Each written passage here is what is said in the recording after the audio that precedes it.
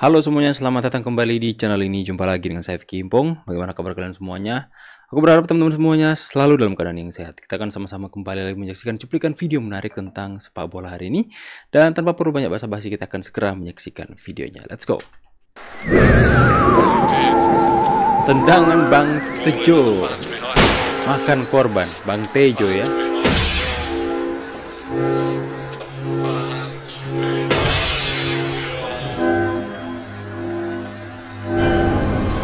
Tendangan Bang Tejo makan korban. Bang Jai atau JZ berhasil membantu Venezia menang atas Palermo di semifinal playoff leg pertama menuju Serie A.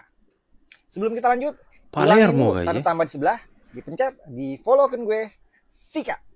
Nah, Bang Jai itu semalam main full 90 menit. Dan menurut SofaScore dapat rating 7.0. Lumayan.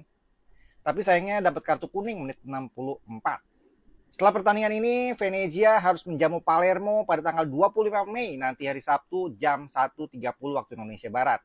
Dan kalau berhasil menang dan lolos ke final, Venezia harus menjalani 2 pertandingan lagi, yaitu pada tanggal 31. Sudah ya teman-teman ya. Ini berita sudah lama mungkin ya.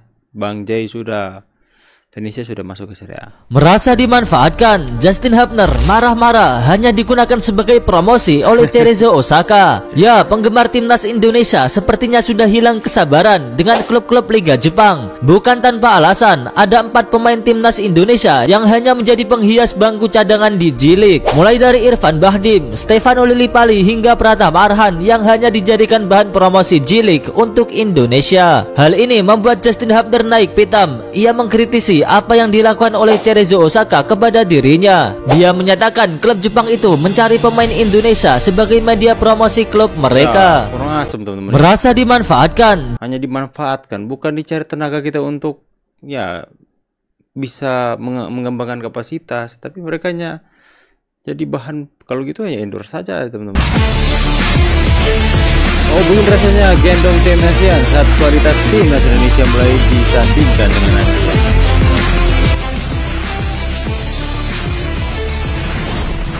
Timnas Indonesia memang layak mengalahkan Filipina karena pada match tersebut mereka bisa bermain lebih tenang. Itu berarti evaluasi pasca kekalahan melawan Irak terbukti berhasil. Top HYCS berhasil mendominasi sepanjang 90 menit di lapangan, dan kemenangan atas Filipina menjadikan Indonesia satu-satunya wakil ASEAN yang tersisa. Bahkan berkat capaian tersebut, kini kekuatan timnas Indonesia semakin diwaspadai oleh tim-tim elit di Asia. Bahkan tak sedikit dari mereka yang mulai menyandingkan kekuatan timnas Indonesia berada di level yang berbeda.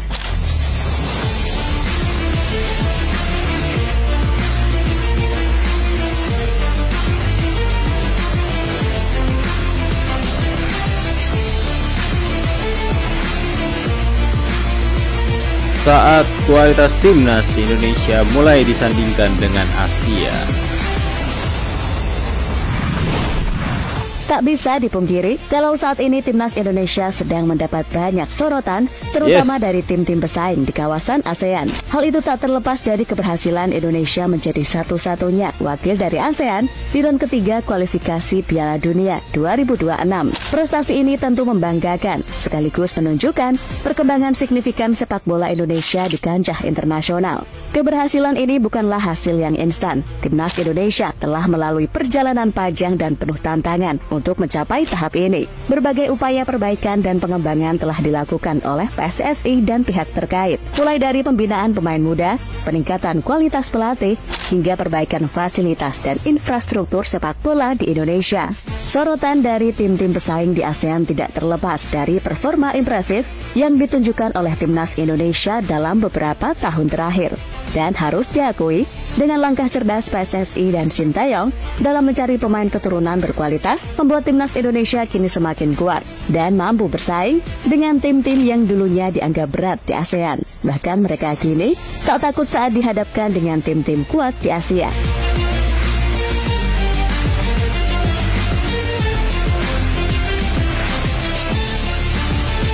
Kees Sundaresan. Sebagaimana dikutip dari Astro Arena, kalau keberhasilan Indonesia kali ini nggak lepas dari komitmen semua elemen timnas dalam memegang teguh prinsip yang ada.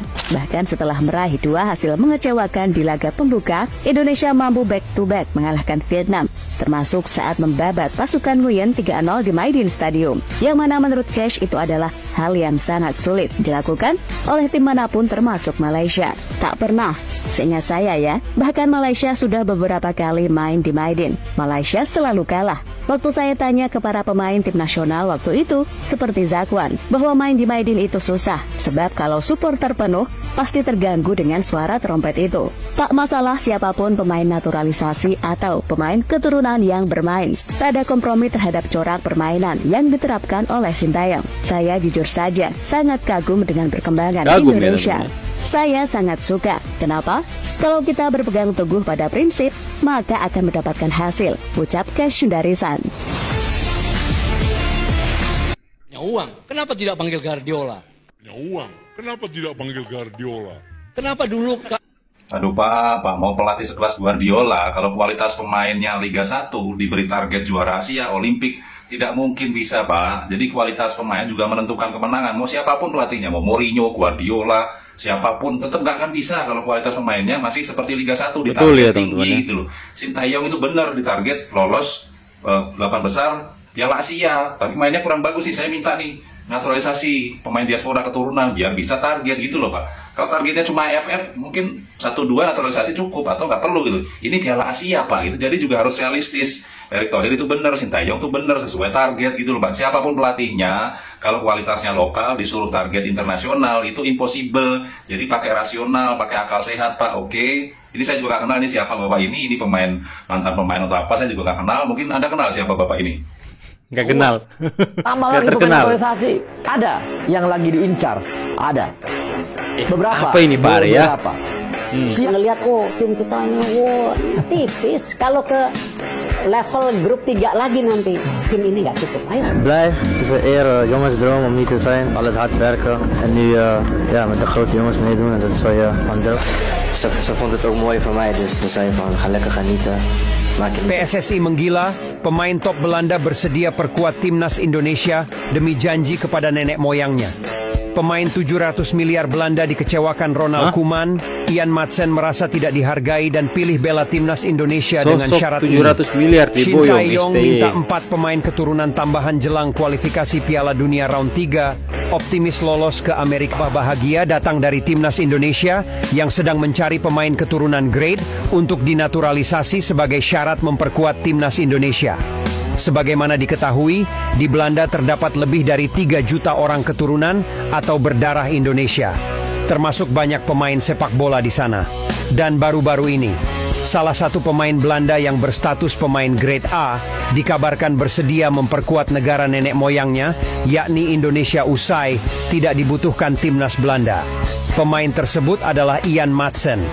Pemain keturunan Jawa ini dikabarkan bersedia memperkuat timnas Indonesia karena sang nenek yang berasal dari Jawa namun tinggal di Suriname. Pemain bernilai 700 miliar ini tentunya akan diboyong pelatih Shin Tae-yong yang saat ini sedang membutuhkan tambahan pemain untuk mengarungi kualifikasi Piala Dunia round 3. Seperti diketahui, timnas Indonesia akan melawan 5 tim kuat Asia di kualifikasi Piala Dunia round 3 nanti. Arab Saudi, Australia, Jepang, China, dan Bahrain menjadi lawan sulit untuk timnas lolos ke Piala Dunia. Indonesia karena punya gelagat tak ingin melanjutkan kerjasama dengan Sintayong, KFA membentuk komite khusus untuk mencari pelatih baru. Kim Panggon yang sudah rangkap jabatan ditunjuk sebagai ketuanya. Ia menjadi ketua komite seleksi manajer tim nasional. Panggon mengemban tugas mengawasi jalannya seleksi. Selain itu, ia berhak mengevaluasi performa pelatih tim nasional dalam proses pencarian pelatih baru, dan ini jarang diberitakan. Panggon tetap memasukkan Sintayong ke daftar kandidat. Ada beberapa nama yang sudah ditentukan: Jurgen Klinsmann, Claudio Ranieri, Carlos Queiroz, Zlatko Dalic, Fahid Halilhodzic, Paulo Bento, hingga Juan Carlos Osorio masuk kandidat calon pelatih Korea Selatan. Mereka dinilai kelayakannya melatih timnas Korea Selatan oleh komite yang diketuai Kim Panggon. Mengutip laporan KBS, ada 3 nama yang dikerucutkan. Nah, setelah proses penilaian itu, Shin Tae-yong memiliki nilai terendah, tapi tidak diketahui apakah terendah dari 3 kandidat kuat atau keseluruhan. Selama proses pencarian pelatih baru, Kim Panggon berbicara di konferensi pers bahwa Shin Tae-yong memang sosok yang dikenal oleh para pemain tim nasional. Namun, mengutip Hanku Kilbo, Kim Panggon bilang untuk melatih Korea Selatan, sosok yang familiar saja tidak cukup. Shin Tae-yong menurutnya juga terlalu meremehkan evaluasi dan kritik dari luar. Kim Panggon juga menyoroti pemilihan pemain dari Tae-yong. Ia menyesalkan kenapa Tae-yong tidak memanggil Kim Min-jae yang kala itu sudah menarik perhatian di Jeonbuk Hyundai. Kemenangan melawan Jerman adalah pencapaian, tapi meraihnya cuma dengan semangat tidaklah cukup. Apalagi menurut Panggon, Korea Selatan bersiap dengan proyek 5-10 tahun ke depan. Meskipun ia bekerja keras, tapi ia tidak menyentuh semua target dasar yang KFA berikan. Kata Kim Panggon dilaporkan Korea Herald seperti dikutip Okezone.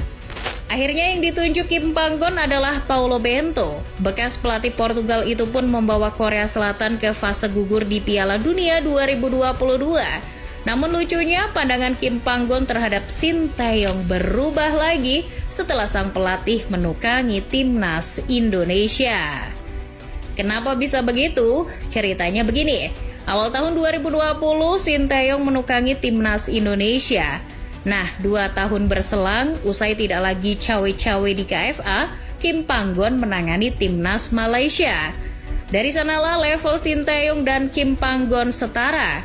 Keduanya melatih sesama tim Asia Tenggara yang juga kebetulan rival dan sama-sama tim gurem. Namun, nasib keduanya berbeda. Sementara Panggon kesulitan di Harimau Malaya. Oke, tentu saja prestasi Coach Shin Tae-yong itu tidak bisa diabaikan begitu saja. Pasti itu akan membuat dia menjadi pusat perhatian di Korea, di mana dia benar-benar gemilang membawa Indonesia mencapai sejarah demi sejarah. Oke teman-teman ya, demikianlah cuplikan video yang bisa saya tampilkan hari ini. Saya pamit dulu, see you on the next video guys, and God bless. Bye guys.